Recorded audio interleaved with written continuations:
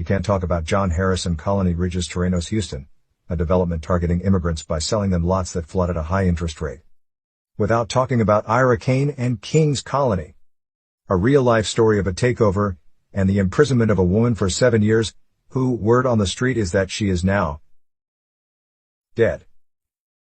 My name is John Harris. I am one of the owners of Colony Ridge. My partners and I have been purchasing lots in King's Colony since early 2006. Since we have been involved with this subdivision, we have discovered numerous problems with the current board, and have become increasingly concerned about the mismanagement of funds paid by honest property owners. Ira Crane, acting on behalf of the board, has spent over $500,000 in POA funds in a very short time, with almost no actual benefit to the owners of the subdivision. She has used her position on the board to her own benefit in many ways. As you may know, we have filed a lawsuit to force a fair election of a new board that will benefit all of King's Colony owners. We have created this website to inform other concerned property owners of the current situation involving this lawsuit and the current state of King's Colony. That is what John Harris wrote on the website kingscolonyowners.com. He also complained about the roads in what he named the paving scandal. He complained about lousy development and wrote, "There are only 5 homes in KC as of May 1, 2007. These 5 homes are all mobiles." He accused Ira Kane of transferring 8 lots to herself from the King's Colony POA. He seemed angry when he wrote, "Prior to this time Colony Ridge offered $3,000 each for Ira Crane's lots in King's Colony. She even posted on the CakePoa website and sent letters out indicating that Colony Ridge was paying up to $3,000 per lot. This could be the most blatant abuse of her authority." He posted photos of trash along the road in a page that he named Current State of King's Colony.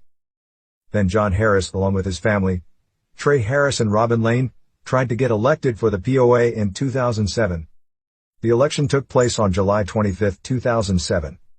John Harris seemed upset when he wrote that the notices for the election were sent on July 11, 2007. "We think the short notice was designed to exclude certain owners, including us, from being eligible to vote," he stated. Then seems to have assumed the election was rigged by writing, "How long does it take to rig an election?" On August 1, 2007, only to lose when the results were posted on August 3, 2007. What we know happened from there on is what Harris posted on kingscolonyowners.com. An update. Ira Kane has been sentenced to 7 years in prison for theft of $200,000. He published her mugshot below along with a link to her case file. Last we asked about Ira Kane, a source told us that she strangely passed away after getting out of prison. And we have been informed that now John Harris and company have taken over the POA and King's Colony, an area that is just as disastrous or worse than he claimed it was in 2007, according to our sources. Dirt roads, no utilities, same financing, and lots of cartels, they wrote to us. Then they sent us this connection to Terrenos Houston. As you can see, the HOA is run by the same bunch of crooks in Liberty County. King's Colony started the Harris Project before it moved to Liberty County. And if this all didn't seem ironic enough, John Harris was once an active member of a forum by the Montgomery County Citizens Against Illegal Immigration, and once posted, "I'm so glad you formed this new section. As a developer, I'm currently the president of 2 HOAs. I've been involved in, let me think a second, 5 lawsuits regarding HOAs. I have a lot of experience here. I think all Cash's comments are dead on. I'm tired now, but I'll post some stories and try to give some advice here.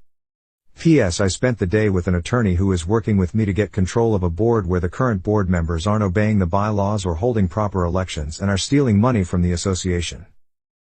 He also answered another forum user that went by Bigger Post statement, which read, "Those type of people will do anything to keep their positions, including lie, cheat, and sue. I've seen it happen." John Harris wrote, "Ditto. We own maybe 10% of the lots in a subdivision where the HOA has spent over $500,000 in HOA funds since being elected in 2004, under questionable circumstances." Questionable, he said. Let's talk about what's really questionable. Today, Colony Ridge's Terrenos Houston is what seems like one of the biggest colonias in Texas in disguise of a development, where thousands of lots are sold by, you guessed it, John Harris and Company. Tell me you lure in immigrants without legal status without telling me you lure in immigrants without legal status? All of John Harris's Terrenos Houston's advertisement are in Spanish, and they proudly announce that they provide in-house financing, where everyone is approved without the need for credit, social security number. You just need to bring 2 IDs from any country they say, and they'll finance. Can you tell us again how that ties with a person who joins forums like Montgomery County Citizens Against Illegal Immigration? They hate immigrants, but they sure love to scam them. What? One TikTok user wrote. Let's move on. Terrenos Houston, this so-called development is catered to the Hispanic community as their piece of paradise, the American dream, schools, and only the best for their kids. Instead, we found a desolate place built upon wetlands, with ill conditions, eerily similar to those John Harris complained about against Ira Kane. And ironically its POA, Houston El Norte POA, has also been directed by, you guessed it, Harris and Company. They brought in CHP management, directed by Savannah Criffield, family of yes, John and Trey Harris, who we've also found to be notarizing documents left and right. Tell me you're okay with conflicts of interest, without telling me you're okay with conflicts of interest. Then we find documents like February 2021 notes for the Liberty County Municipal Management District No. 1 meeting where William Trey Harris III was the president and Savannah Criffield was the secretary. Here, Trey proposed to approve the petition for addition of land, 2,591.195 acres, to be exact, submitted to the district by CR Farms LLC, which is a company directed by, you guessed it, the same people that direct Colony Ridge LLC, John Harris, and Ashley Management LLC. Is this starting to sound more and more like the game of Monopoly? It's interesting how some of John Harris' complaints pertaining King's Colony look so similar to the current state of his Terrenos Houston development. Let's take a look at that. The roads. I've seen them build the roads with concrete, and they don't even put rods in them. That's why they keep breaking. The lies. When I bought in 2013, they had a big poster of Disneyland, and a model of how the lands would look. None of that happened. Everything is bad. I've even had to make some of my own road to come into my land. The flooding. Before we bought our property in Santa Fe 2, we was told this area was a no flooding zone. It's disgusting. It's always flooding over here when it rains. The theft. They make me pay the POA, which I paid every year, but they make me pay again twice a year, and sometimes 3 times 'cause they argue the payment gets lost. I paid for my land in their Dropbox, like they said to do, and they sent me a letter that I had never paid, then foreclosed my land. The foreclosures. There is a video by investigative reporter Wayne Dolcefino that shows how Leslie Lane, working for the county, was supposed to be holding an auction of foreclosed land that never took place. Surprisingly enough, her husband Robin Lane is authorized to sign on behalf of Colony Ridge's foreclosures. And then there's good old Brent Lane, who is Harris's attorney, who you might know from serving a $1 million lawsuit to the Plum Grove City Council after they hired Wayne Dolcefino to investigate Colony Ridge. And you guessed it, is also related to the Harris family. And last but not least, the POA. My husband and myself feel though as the POA is stealing from us.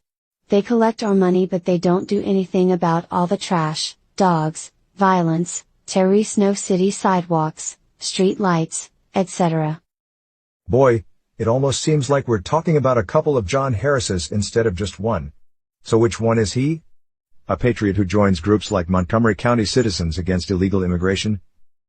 A savvy justice seeker who sends lawsuits flying left and right to establish order? A man who sits back counting the money from the very people he doesn't want in his country? Or a hypocrite who does the exact same thing he claimed to detest and push to get someone incarcerated for? Will the real John Harris please stand up? You've got some explaining to do.